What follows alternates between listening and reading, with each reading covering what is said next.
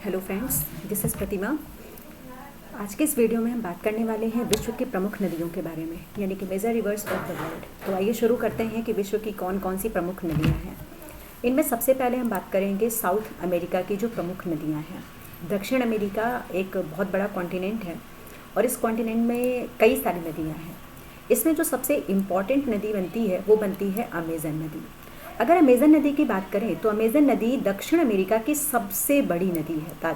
साथ ही साथ ये विश्व की दूसरी सबसे लंबी नदी है। यानी फर्स्ट नंबर पे अगर देखें तो पहले नंबर पर विश्व की जो सबसे पहली नदी होती है वो होती है नील या फिर नाइल, जो कि अफ्रीका महाद्वीप में है। लेकिन दुनिया की जो सबसे लंबी नदी है उसके बाद जो नदी है वो होती है अमेज़न। लेकिन अगर हम जल की मात्रा के अकॉर्डिंग बात करें कि दुनिया में सबसे ज़्यादा पानी किस नदी में है, तो वो जो नदी है उस नदी का नाम है अमेज़न। ये नदी एंडीज पर्वत से शुरू होती है और अटलांटिक महासागर में गिरती है। तो आपको ये पॉइंट यहाँ पर याद रखना है कि इसकी ओरिजिन कहाँ से होती है। तो ओरिजिन होती है एंडीज पर्वत से।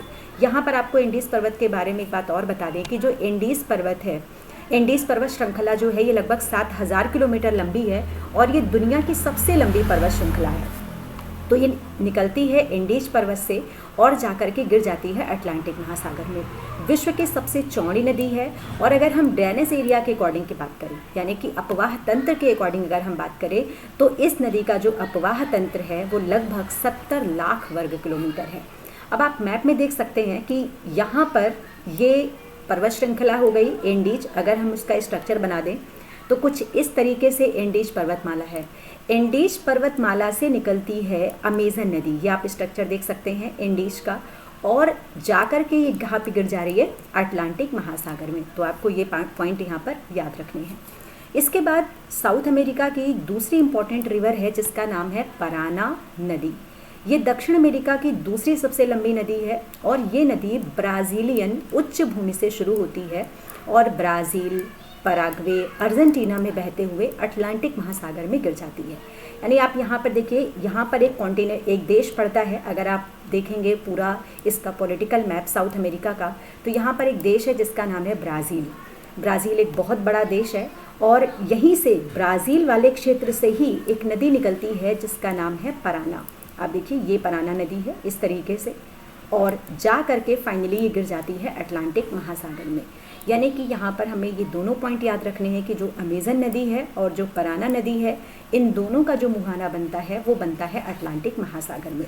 तो ये थी साउथ अमेरिका की कुछ फेमस रिवर। इसके बाद जो अगला कॉन्टिनेंट है हमारा वो है नॉर्थ अमेरिका। नॉर्थ अमेरिका की जो सबसे प्रमुख नदी है उसका नाम है मिसिसिपी, मिसौरी। बहुत फेमस रिवर है ये, और ये नॉर्थ अमेरिका की सबसे लंबी नदी है। देखा जाए तो प्रमुख रूप से दो नदियां हैं, एक का नाम है मिसिसिपी और एक का नाम है मिसौरी। ये दोनों मिल करके बना देती हैं मिसिसिपी, मिसौरी।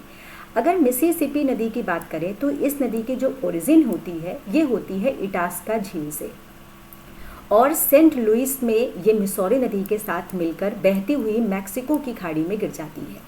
इस नदी की लंबाई लगभग 6240 किलोमीटर है और ये विश्व का सबसे बड़ा नदी तंत्र बनाती है। यानी जो रिवर सिस्टम बनता है सबसे बड़ा, जो लॉन्गेस्ट बनता है, वो बनता है मिसिसिपी, मिसौरी का। अगर मैप में हम लोग देखें तो यहाँ पर आपको दिखाई दे रहा होगा कि एक ये नदी है जिसका नाम है मिसिसिपी और ये जो नदी है इसका नाम है मिसौरी। ये दोनों मिल जाएंगी तो ये बन जाएगी मिसिसिपी, मिसौरी। और जाने के बाद यहाँ पर ये खाड़ी है जिसका नाम है मैक्सिको की खाड़ी, द गल्फ ऑफ मैक्सिको। यहाँ पर जाकर के ये गिर जाती है। यानी अगर खाड़ी पूछा जाता है तो मैक्सिको की खाड़ी, और अगर महासागर पूछा जाता है तो अटलांटिक महासागर। इसके अलावा नॉर्थ अमेरिका की एक और फेमस रिवर है जिसका नाम है सेंट लॉरेंस रिवर। ये भी नॉर्थ अमेरिका की एक प्रमुख नदी है। ये ग्रेट लेक्स को अटलांटिक महासागर से जोड़ने का काम करती है। तो जब भी आप नॉर्थ अमेरिका का मैप देखते हैं, यहाँ पर आपको 5 झीलें दिखाई देती हैं और उन 5 झीलों को नाम दिया जाता है द ग्रेट लेक्स। तो जो ग्रेट लेक्स हैं इसमें से कुछ लेक्स ऐसी भी हैं जो कनाडा और जो अमेरिका है यानी कि जो यूएसए है उसका बॉर्डर भी बनाती हैं।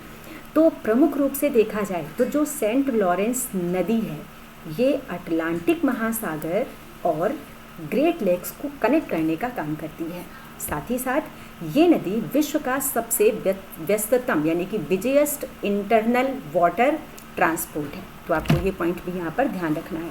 इसके अलावा नॉर्थ अमेरिका में कुछ और नदियाँ हैं जिनका जैसे कि नाम है, एक नदी है मैकेंजी नदी। ये कनाडा की सबसे लंबी नदी है। तो आप ये वाला जो पॉइंट देख रहे हैं पूरा, ये कनाडा का मैप है।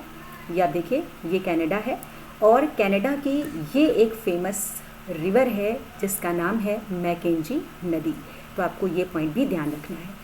इसके बाद एक और नदी है जिसका नाम है हडसन नदी, और इसी नदी के किनारे जो एक फेमस शहर है जिसका नाम है न्यूयॉर्क, वो यहीं पर स्थित है। तो आप ये देख सकते हैं मैप में, ये नदी है जिसका नाम है हडसन नदी और इसी के किनारे स्थित है न्यूयॉर्क। साथ ही साथ एक और रिवर है जिसका नाम है रियो ग्रांडे नदी। जो रियो ग्रांडे नदी है ये भी यहाँ की बहुत ही फेमस नदी है, क्योंकि ये यूएसए और मैक्सिको की इंटरनेशनल बाउंड्री बनाते हुए मैक्सिको की खाड़ी में गिर जाती है। तो आप यहाँ पर देखिए, ये जो देश आपको दिखाई दे रहा है, ये देश है